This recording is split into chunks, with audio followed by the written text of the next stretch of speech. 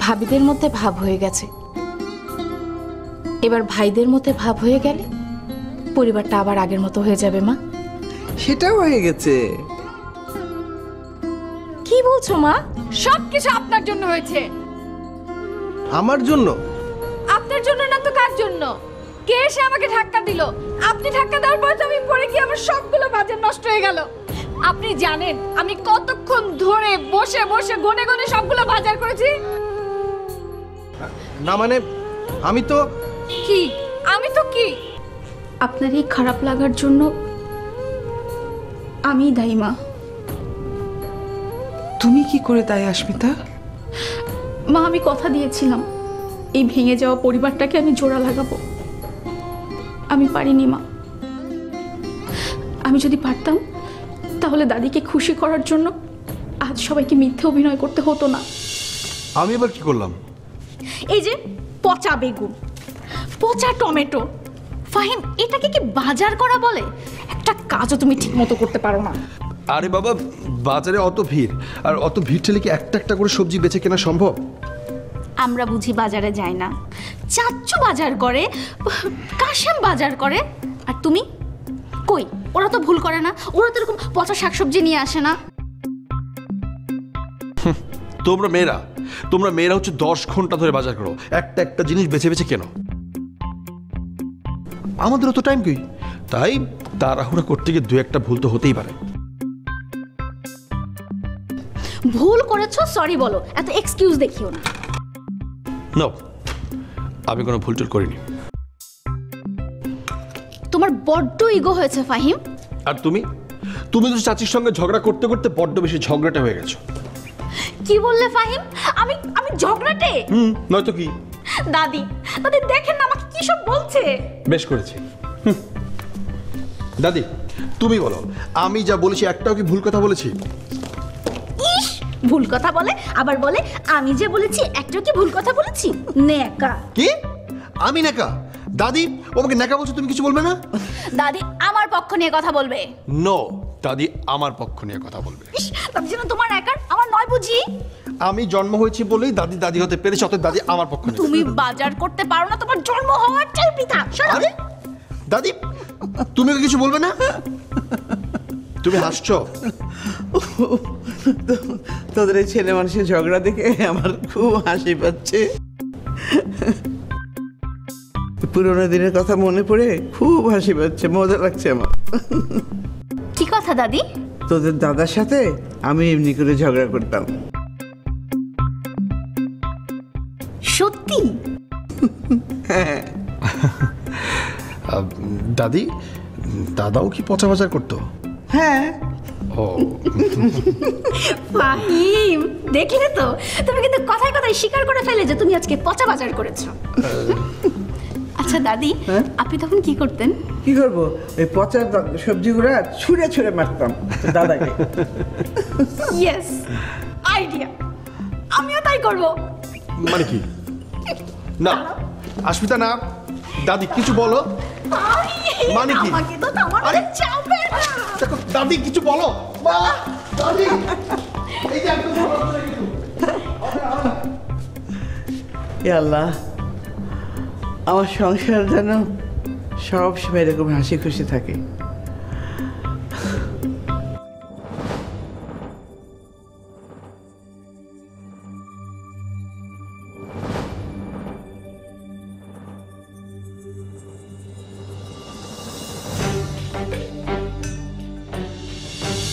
ওই যে ছবিতে দেখছো না, উনি পুষ্পির বাবা।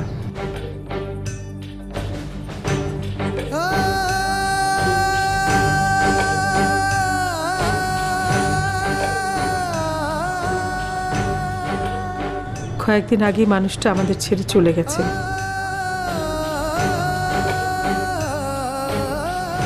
এক বেপরোয়া চালক ওকে মেরে পালিয়ে চলে গেছে।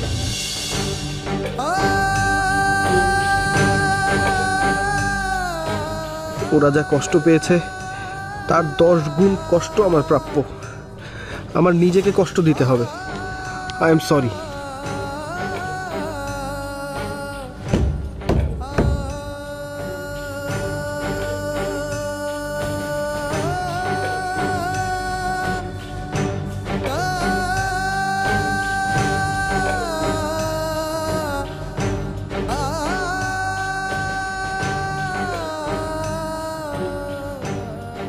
কি হয়েছে তোমার?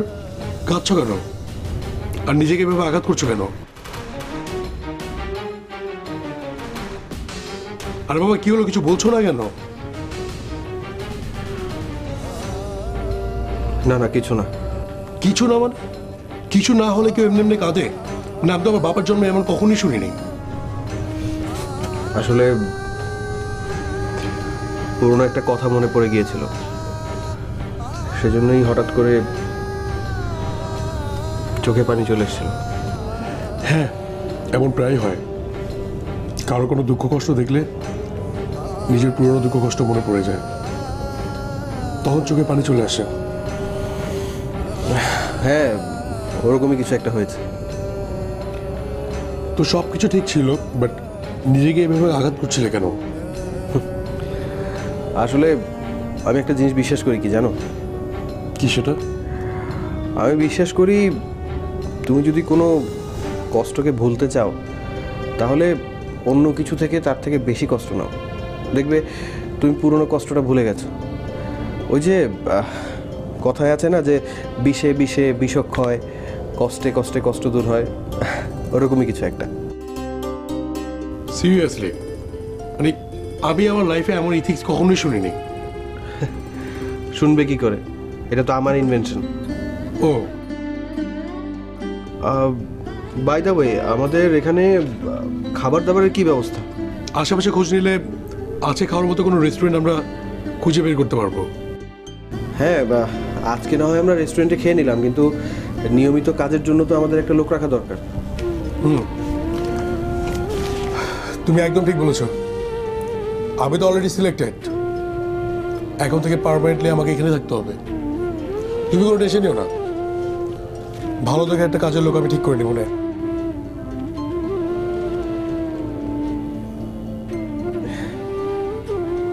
কোম্পানি কিন্তু আমাকেও সিলেক্ট করেছে, ম্যানেজার পোস্টে কিন্তু আমিও ট্রেনি হিসেবে আছি।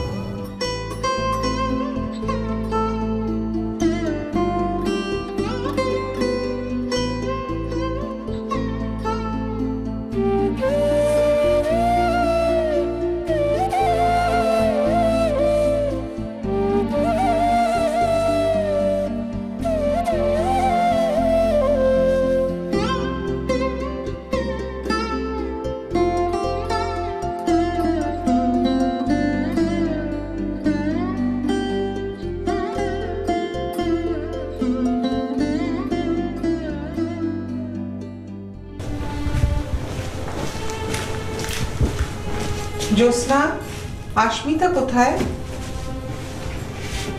আস্মিতা ফাহিমের সাথে রুমে গেছে। আজকে কি হয়েছে জানো আপা? আস্মিতার ফাহিম আম্মার সামনে বাচ্চাদের মতো ঝগড়া করেছে। তা দেখে আম্মা যে কি খুশি হয়েছে না। জ্যোৎস্না, অজান্তেই হোক আর জেনে শুনেই হোক, আমাদের এখন একটাই উদ্দেশ্য, মাকে খুশি রাখা, ব্যাস। হ্যাঁ আপা, তোমার ভাইজান, জুলফিকার আর শারিয়ার, ওরাও মার সামনে অভিনয় করেছে যে ওরা এক হয়ে থাকবে। তা দেখে নিশ্চয়ই আম্মা খুব খুশি হয়েছেন। হ্যাঁ, খুব খুশি হয়েছে।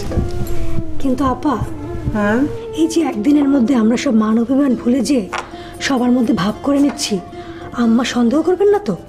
কিসের সন্দেহের কথা বলছো জ্যোৎস্না?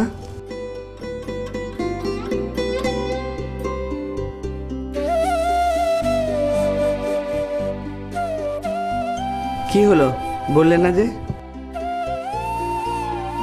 আসলে আম্মা বলছিলাম কি, আজকের পর থেকে রিনা ভাবিকে আমরা আর সন্দেহ করব না। আমরা তিনজনে মিলে বাড়ির কাজ সবাই একসাথে করব। হ্যাঁ, একদম ঠিক বলেছ। ফোনে সন্দেহ নিয়ে কাউকে মনে জায়গা দেওয়া যায় না। হয় সন্দেহ থাকবে, নইলে মানুষটাকে মনে রাখবে। দুটো একসাথে কখনো থাকতে পারে না। জি মা, ভালোবাসায় কোনো সন্দেহের জায়গা থাকতে পারে না, থাকা ঠিকও না। কি ব্যাপার? দুই বউ শাশুড়ি মিলে গল্প হচ্ছে আর আমি বাদ পড়লাম? না না, বাদ পড়ে যাবে কেন? এখানে তো গল্প হচ্ছিল না, কাজের কথাই হচ্ছিল। তো কাজ থেকেই বা আমি বাদ থাকবো কেন? তুমি কি করবে রিনা ভাবি? তোমরা কাজ করবে আর আমি ঘরে বসে থাকবো? তা হবে না। তোমাদের সাথে কাজও করব, তোমাদের গল্পের আশেরও থাকবো। কি মা, আমি কি ভুল বলেছি? না, এতদিনে তুমি একদম ঠিক কথা বলেছো। আচ্ছা বাবা তুমি এসো, আমরা একসাথে সবাই মিলে কাজ করি। হ্যাঁ, আমরা সবাই মিলে একসাথে রান্না করব, তাড়াতাড়ি হয়ে যাবে, তারপর সবাই মিলে আড্ডা মারবো, তাই না মা? আমরা তো তাই করতাম, এমনকি আমাদের মা খালাদেরও তাই করতে দেখেছি। কাজকর্ম শেষ করে তারপর আড্ডা দিত। তো এখন বলো কি কি কাজ করতে হবে? আগে তো সবসময় আমি মেনু রেডি করতাম, আজকে তুই বলবে কি কি রান্না করব, বলো। তোমরা তিনজনে মিলে রান্না করো, তাহলে বাড়ির ছেলেরা বাড়ির খাবার খেয়ে অফিসে যাবে, আর ক্যান্টিনে ছাই পাশ কিনতে হবে না। মা, আমরা তো খাবার দিতেই চাই, ওরাই তো এত সকাল সকাল খেয়ে যেতে চায় না। আচ্ছা ঠিক আছে, তোমরা রান্না শেষ করো, আমি ওদের খাওয়ানোর দায়িত্ব নিচ্ছি। ঠিক আছে মা, আমরা রান্না করব, আপনি আপনার ছেলেদেরকে খাওয়াবেন। হ্যাঁ ব্যাস। তাই খাবো। তো রান্না শেষ করো তাড়াতাড়ি।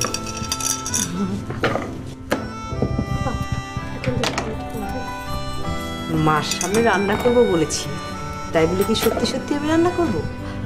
আমি একটা চেয়ার নিয়ে বসে থাকবো, তোমরা রান্না করো।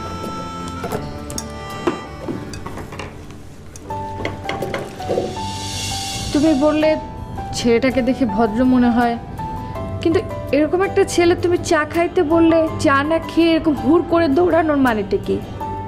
হ্যাঁ তাই তো, চা খেতে বললাম, কিন্তু ছেলেটা হঠাৎ পালিয়ে গেল কেন? মা তুমি এরকম ছেলেকে ভদ্র সভ্য বলছো?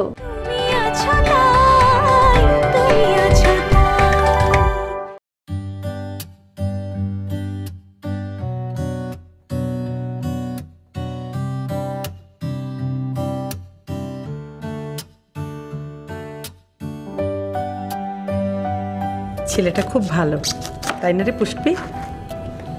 কোন ছেলেটা? ওই যে ছেলেটা তোকে হেল্প করলো, জিনিসপত্র ঘরে পৌঁছে দিল। ও, ওই পলাশ?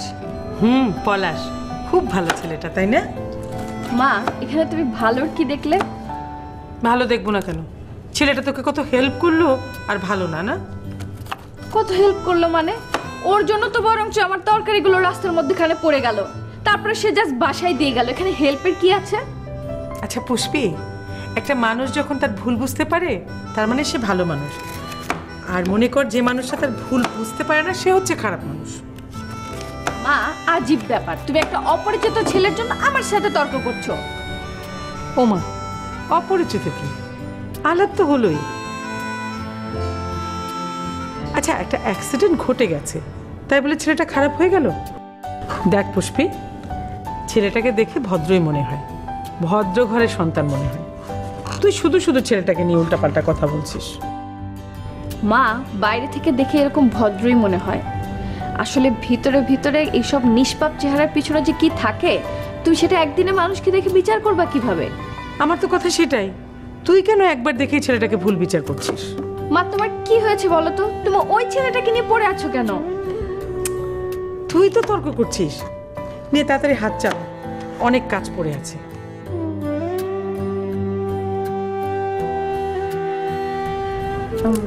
আচ্ছা মা, তুমি বললে ছেলেটাকে দেখে ভদ্র মনে হয়, কিন্তু এরকম একটা ছেলে তুমি চা খাইতে বললে চা না খেয়ে এরকম হুড় করে দৌড়ানোর মানেটা কি? হ্যাঁ তাই তো, চা খেতে বললাম, কিন্তু ছেলেটা হঠাৎ পালিয়ে গেল কেন? মা, তুমি এরকম ছেলেকে ভদ্র সভ্য বলছো? তাই তো, হঠাৎ করে এরকম পালিয়ে গেল কেন বলতো? ওর মাথার স্ক্রু ঢিলা আছে। চুপ। কেন চুপ করব? তুমি বলো, ঢিলা না তো কি? তাহলে দৌড়ে এভাবে পালালো কেন? কিছু তো একটা আছে, থাক, পাশেই তো থাকে, দেখা হলে জিজ্ঞেস করবো। থাক মা, আর কথা বলার কোনো দরকার নেই। আচ্ছা হয়েছে হয়েছে, অনেক সময় চলে গেছে, আমি ভাতটা চড়িয়ে এই করলা ভাজিটা বসাই, তুই এই ফাঁকে শাকটা বাছ তাড়াতাড়ি। হ্যাঁ তাই ভালো, বরঞ্চ যাকে তাকে নিয়ে কথা বলার থেকে কাজ করা অনেক ভালো।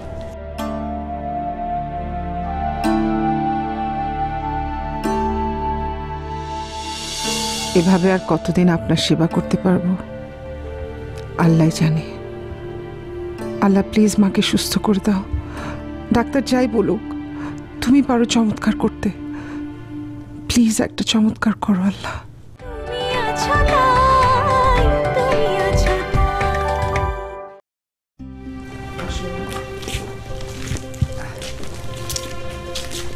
আস্তে মা, সাবধানে।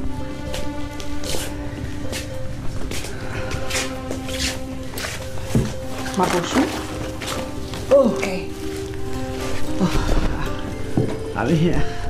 আমি ঠিক আছে। চুপ করুন তো দাদি, ঠিক থাকলে এই 2 বার জ্ঞান হারাতেন না। আরে বয়স হলে এরকম হয়, শরীরের যন্ত্রপাতি সব দুর্বল হয়ে পড়ে। সারাক্ষণ শুধু উল্টাপাল্টা কথা। মা আপনি শোবেন না? না বৌমা, অবেলা এখন আর শোবো না। আপনার শরীরটা ভালো না মা, আপনি এখন রেস্ট না নিয়ে কি করবেন শুনি আমি? বসে থাকি চুপ করে। আমাকে ওষুধের প্যাকেটটা দাও, আশমিতা ওষুধ দিতে হবে। দাদি, আমি এই বাড়ির মালিক, আমি যেটা বলবো এখন সেটাই করতে হবে। শুয়ে পড়ুন তো, শুয়ে পড়ুন। এক কাজ কর, শোন, তুই বাড়িটা আমার নামে লিখে দে। এত ধমক ধমক আমি সহ্য করতে পারবো না। সেটা কিছুতেই হবে না। দাদি প্লিজ শুয়ে পড়ুন, শুয়ে পড়ুন। না এখন মা, ওষুধটা একটু দিয়ে দিই। তারপর শোয়ার আগে বোমা তেতা তুমি একটু পানি নিয়ে আসো মা। জি মা। তেতো ওষুধ আমি খাবো না বোমা। উফ, আচ্ছা মা, ওষুধ খেতে খেতে- বাচ্চাকালে ওষুধ না খাওয়ার জন্য এরকম বাহানা প্রচুর করেছি। আপনার এখন কোনো বাহানা আমি শুনছি না। ওষুধগুলো লক্ষ্মী মেয়ের মতো খেয়ে নিন। তোমরা এমন করছো মনে হচ্ছে আমি আজকালের মধ্যে মরে যাব। মা, এমন কথা যদি আপনি আর একটিবারও বলেন, আমি কিন্তু এই বাসা ছেড়ে চলে যাব। শুধু আপনি নন মা, আমিও চলে যাব। তখন থাকুন একা একা। না না, আর বলবো না। তোমরা তো ঘরের লক্ষ্মী, তোমরা চলে গেলে আমি একা থেকে কি করব? আপনি শুধু মুখে আমাদের লক্ষ্মী বলেন, লক্ষ্মীদের একটা কথাও তো শোনেন না।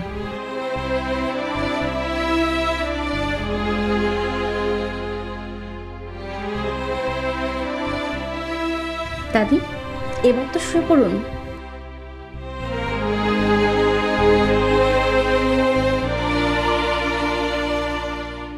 তোমরা এখানে কি করছো? এবার যাও, ছেলেপুলোগুলোকে খাইয়ে দাইয়ে অফিসে পাঠাও। মা, একটি দিনের জন্য ওরা ম্যানেজ করতে পারবে। আমি কোথাও যাচ্ছি না, আমি আপনার সাথে থাকবো। না না প্লিজ, তোমরা যাও। আমার দরকার হলে আমি তোমাদের ডেকে পাঠাবো। আচ্ছা আমি যাচ্ছি, মা আপনি থাকুন। ঠিক আছে মা, আসুন আপনাকে শুয়ে দিই। শালটা খুলে দিই, আসুন। ও, আমি আপনার পা টিপে দিচ্ছি মা। না বাবা, এসবের দরকার কি? কিচ্ছু হবে না মা, একটু পূর্ণ করতে চাচ্ছি, মায়ের সেবা করে সেটা করতে দিন না। কি যে করো না। আপনি ঘুমান মা।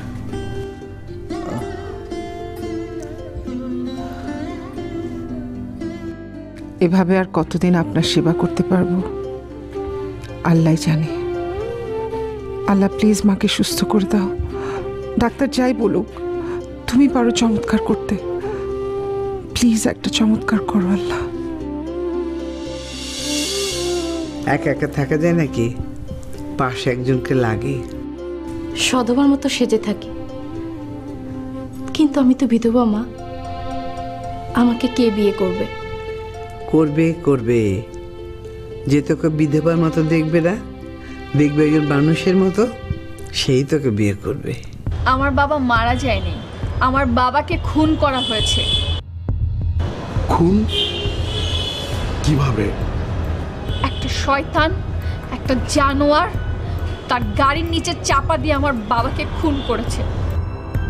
যে আমার বাবাকে আমাদের কাছ থেকে কেড়ে নিয়েছে, সে কোনোদিন শান্তি পাবে না, কোনোদিন না। আবার কি ষড়যন্ত্র করছিস জুলফি? কিসের ষড়যন্ত্রের কথা বলছো ভাইজান? তুমি যে কি বলো না, মানে তাহলে রিনাকে কি উদ্দেশ্য সফল করার কথা বলছিলি? ভাইজান ও তো আপনার উদ্দেশ্যের কথা বলছিল।